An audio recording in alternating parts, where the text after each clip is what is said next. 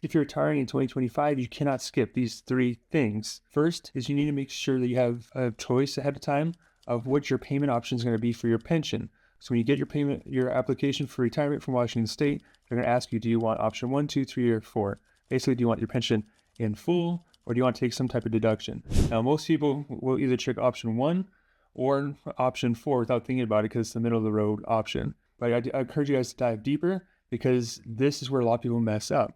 They choose option 1 because they don't want to take a reduction, but if you pass away, your spouse gets absolutely nothing. And then if they take the middle of the road option, they may be leaving their spouse with less than what they really need to live on. So you need to do the math and see how much your spouse actually needs to live on.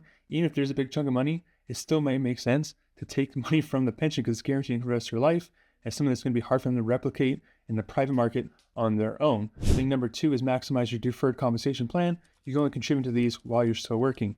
Once you retire, you cannot put any more money away for retirement in this type of tax advantage account. And the last thing you should be doing is verifying your service credit history.